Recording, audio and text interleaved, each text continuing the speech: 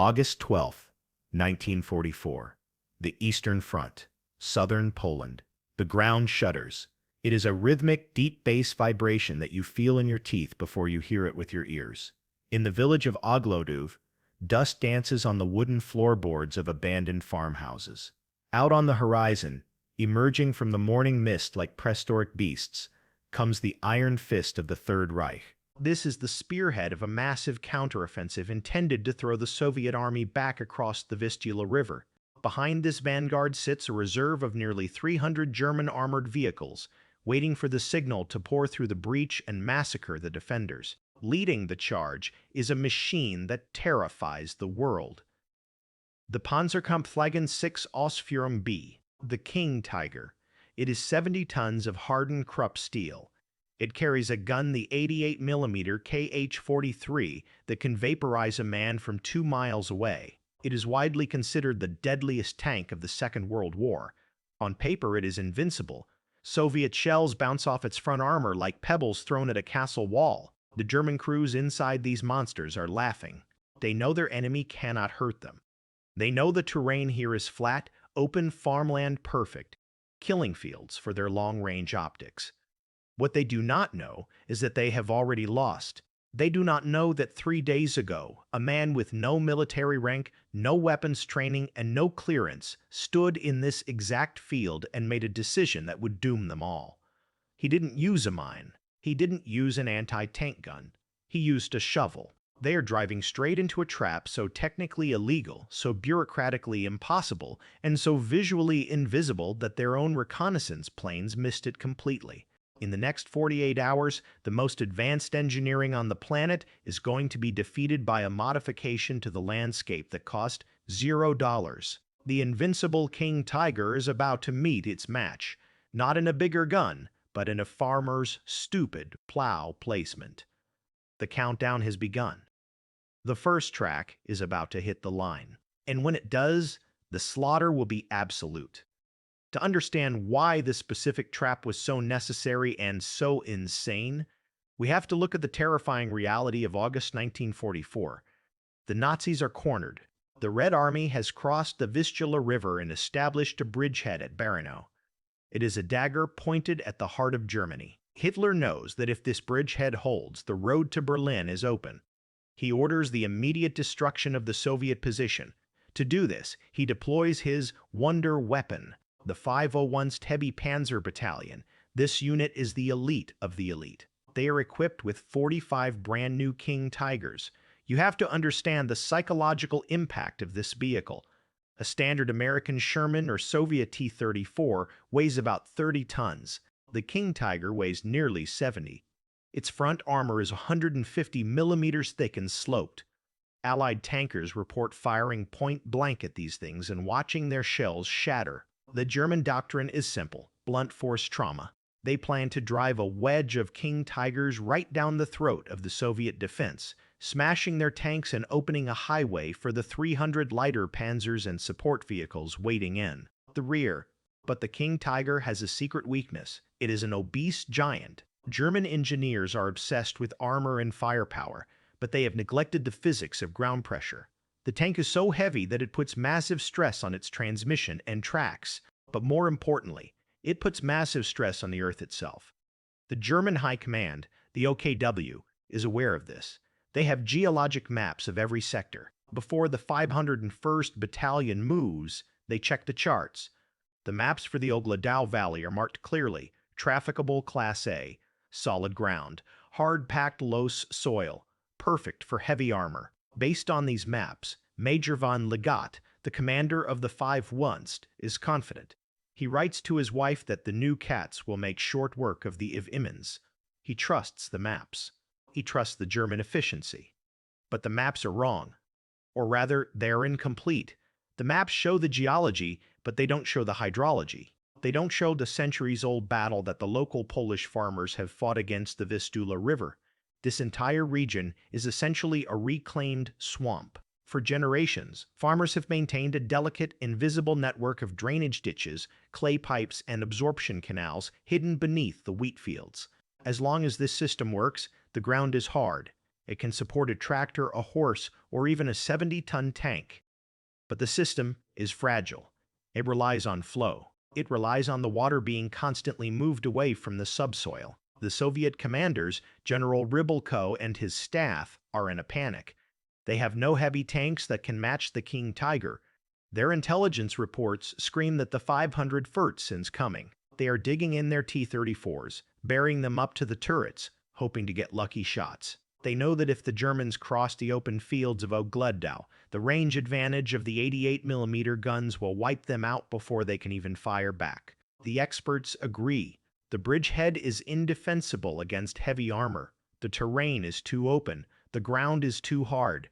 The stakes are total. If the King Tigers break through, thousands of Soviet troops will be pushed into the river and drowned. The war could be prolonged by 6 months.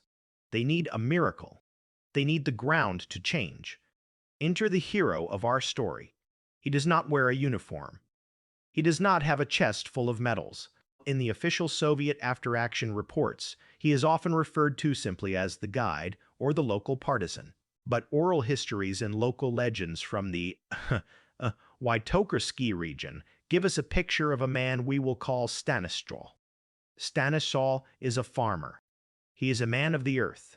He has spent 50 years walking these fields, watching how the water moves when the snow melts, knowing which patches of grass turn green first in the spring. He is approached by a desperate Soviet reconnaissance squad on August 9th. They are looking for good positions for anti-tank guns.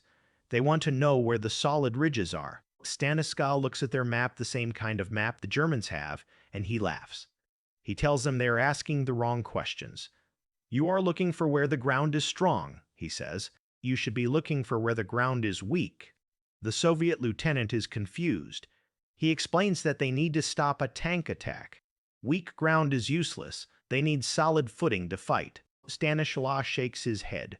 He takes the officer to the edge of the wheat field that faces the German lines.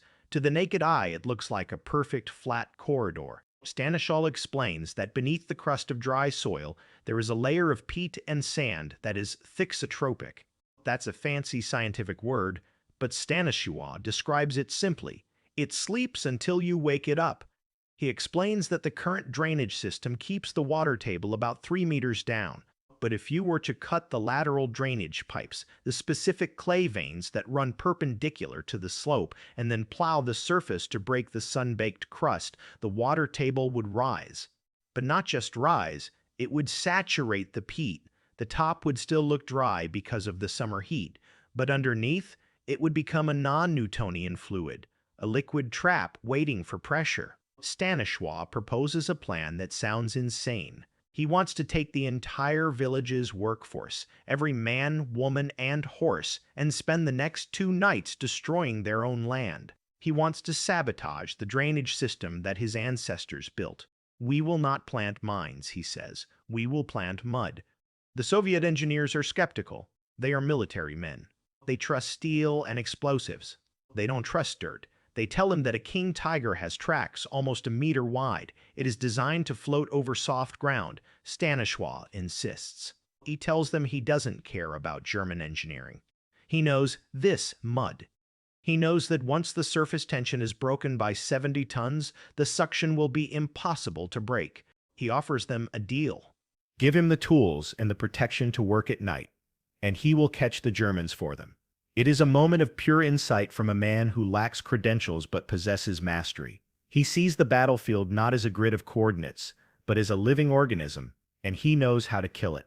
The secret workshop in this story is a muddy field under a moonless sky. It is the night of August 9th. The Germans are 10 miles away, their engines idling, preparing for the assault. Stanislaw marshals the villagers. This is dangerous work. If a German patrol catches them, they will be shot on sight as saboteurs. If a German reconnaissance plane flies over the next morning and sees freshly plowed fields in a strange pattern, the game is up. They have to be surgical. Stanislaw directs the operation like a conductor. They don't just plow randomly. They locate the key drainage nodes, the intersections where the clay pipes meet. They dig down and smash them. Then, they use horse-drawn plows to cut deep furrows across the natural flow of the water. This traps the groundwater. Instead of flowing downhill to the river, the water pools in the subsoil. The villagers work in silence. The only sounds are the soft thud of hooves and the tearing of earth. It is grueling physical labor. They are turning a firm field into a sponge, acre by acre. Then comes the masterstroke, the crude prototype of the trap. Stanislaw knows that fresh mud looks dark, it reflects light, it looks suspicious. So he orders the villagers to do something that makes the Soviet observers gasp. That's illegal. Not in the criminal sense, but in the agricultural sense. It goes against every instinct of farming. He has them take the dry straw and hay from the previous harvest and scatter it over the wettest patches. Then they take dry dust from the road and sift it over the straw. They are camouflaging the mud. They are building a false floor. By the time the sun rises on August 10th, the field looks normal. A bit messy, perhaps, like a field left fallow. But from the height of a tank turret or a reconnaissance plane, it looks solid. Stanislaw walks out onto the field. He jumps up and down. The surface holds him. It's firm enough for a man. But then he takes a heavy iron bar and drives it down. It goes through the top crust and then suddenly slides 2 feet down with zero resistance. He pulls it out with a sickening sucking sound. The tip is coated in thick gray sludge. He nods. The prototype works. The Soviet tankers watch this with a mix of awe and horror. They realize that if they were to drive their T-34s onto that field, they would sink too. They are looking at a minefield made of water. The trap is set. But now they have to convince the leadership to bet the entire war on it. The scene shifts to General Rybalko's headquarters in a requisitioned manor house. The atmosphere is toxic with stress. The intelligence is confirmed. The King Tigers are coming. 45 of them. Supported by mechanized infantry, the Soviet staff officers are presenting their standard defensive plan. They want to pull back. They want to retreat behind the river and blow the bridges. They argue that standing and fighting on open ground against Tiger IIs is suicide. We will lose the brigade in 10 minutes, a colonel shouts, slamming his hand on the map. We cannot penetrate their frontal armor. We need to withdraw. Then the intelligence officer brings in the report about Stanislaw's field. The room erupts. You want to base our defense on mud? The colonel screams. This is madness!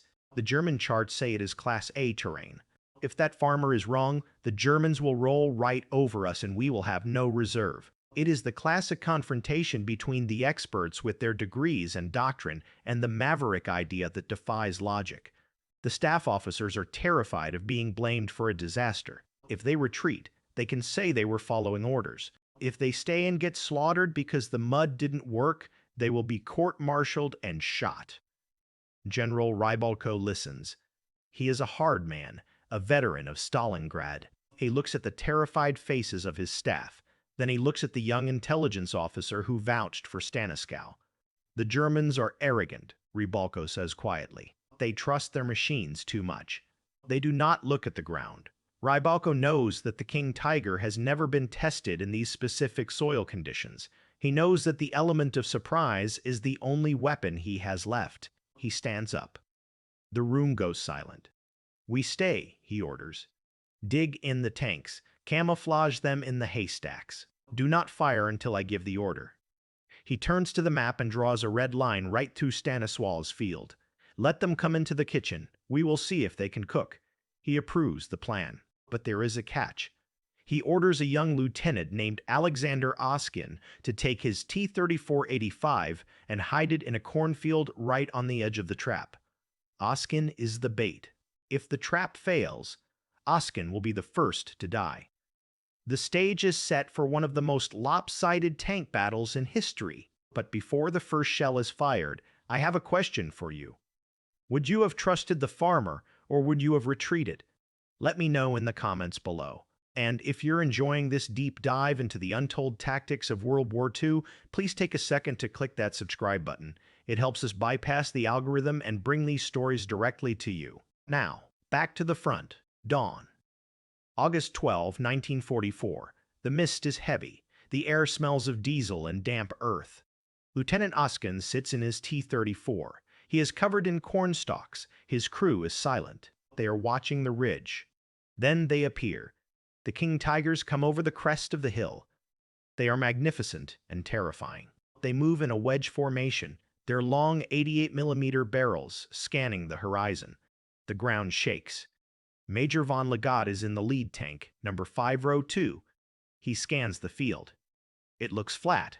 It looks dry. He orders the advance. Panzer IV, the column of heavy tanks, rolls onto Stanisol's field. For the first 100 meters, everything is fine. The tracks crunch over the dry topsoil. The German commanders relax. The maps were right. But then, physics takes over. As the lead tank pushes further into the center of the field, the weight becomes too much for the false floor. Suddenly, the nose of Tank 502 dips. It's not a subtle sink. It's a violent lurch. The crust breaks. The liquid peat underneath, pressurized by the trapped water, swallows the tracks. Major von Legat screams at his driver to reverse. The driver guns the engine. 700 horsepower screams into life. The tracks spin madly. But this is the genius of the trap. The mud is thixotropic. The more energy you put into it, the more you churn it, the more liquid it becomes. The spinning tracks excavate the peat, digging the tank deeper into its own grave. Within seconds, the invincible king tiger is belly deep in black sludge.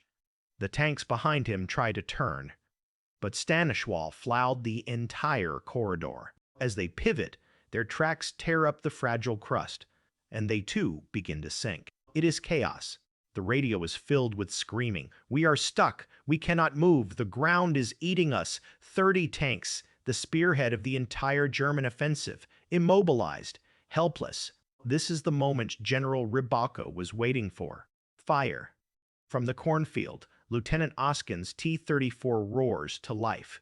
Normally, this would be a fair fight, but the king tigers are stuck at awkward angles. Some are tilted nose down, exposing the thin armor on the top of their turrets. Others are tilted sideways, exposing their flank. And critically, they cannot turn their hulls. A tank destroyer that cannot turn is just a pillbox. Oskin fires. The shell screams across the field. It impacts the turret ring of the lead tiger. The ammunition inside cooks off. A pillar of fire erupts from the hatch. The German crews try to rotate their turrets to find the enemy, but the electric traverse motors are sluggish. Oskin maneuvers his agile T-34 around the stuck behemoths, firing into their rears, into their engine decks. It is a massacre. The German tankers, realizing they are sitting ducks in burning steel coffins, blow their hatches and bail out. They jump into the mud, sinking to their knees, trying to run while Soviet machine gun fire cuts them down. A German tank commander was later interrogated. He said, "It was a nightmare. We had the most powerful weapon on Earth, and we were defeated by dirt. We couldn't fight the tank. We had to fight the ground." By noon, the 501st Heavy Panzer Battalion is effectively destroyed. 3 King Tigers are captured completely intact. The crews fled so fast they didn't even set the demolition charges. The rest are burning hulks. The 300 tanks in the rear reserve, they never even fired a shot. The road was blocked by the carcasses of their own leaders. The offensive collapsed before it began. The kill ratio is absurd. Oskin's single T-34 is credited with destroying 3 King Tigers and damaging others. But the real kill credit belongs to the mud. Thousands of Soviet lives are saved. The bridgehead holds. Can you imagine the report that German commander had to send to Berlin? Mein Führer, we lost the tanks. No, not to the enemy, to a field. If you want to see the technical breakdown of how the King Tiger failed, we've posted a bonus document on our Patreon. Your support keeps us digging up history. Check the link below. The smoke clears over Adlado. The battle is over. The villagers come out of their cellars. They walk past the burning giants. They don't look at them with fear anymore. They look at them as scrap metal. Stanislaw is there. He walks up to one of the captured King Tigers, number 502. He kicks the track. It is cemented in the mud he created. There is no parade for him. The Soviet propaganda machine turns Lieutenant Oskin into the hero. Oskin is awarded the Gold Star of the Hero of the Soviet Union. His face is on posters, but in the private diaries of the unit, the truth is written. General Rybalko writes, The heavy tanks of the enemy were defeated by the wisdom of the people. The captured King Tigers are winched out of the mud. It takes 4 tractors pulling in tandem to free just one. They are shipped to the Kubinka testing grounds near Moscow. There, Soviet engineers dissect them. They learn everything about the German armor. They find the flaws. This intelligence is shared with the Americans and the British. It helps the Allies defeat the King Tigers in the Battle of the Bulge months later. The tank number 502, it is still there. If you go to the Kubinka Tank Museum today, you can stand next to it. It is a massive, imposing beast. It looks terrifying. But if you look closely at the logs, you will see the capture location, Oglodow. It stands as a silent monument to the fact that technology is not everything. Stanishaw never asked for credit. He refused a commendation from the local Communist Party. He simply wanted his field back. After the tanks were dragged away, he went back to work. He repaired the drainage pipes. He leveled the ruts. And the next spring, he planted wheat again. Modern military colleges still study the Battle of Oglodow. They teach it as the ultimate example of terrain analysis, but the lesson is simpler and more profound. Hubris is the greatest enemy. The Germans believed they could conquer nature with engineering. They believed a 70-ton machine could ignore the laws of the earth. A humble farmer with a plow and a stupid idea proved them wrong. He showed us that sometimes the most effective weapon in war isn't the one that makes the loudest bang. It's the one that knows the land best. History remembers the generals. It remembers the machines. But we should remember the mud. And the man who knew how to wake it up. This was the farmer who buried the blitzkrieg.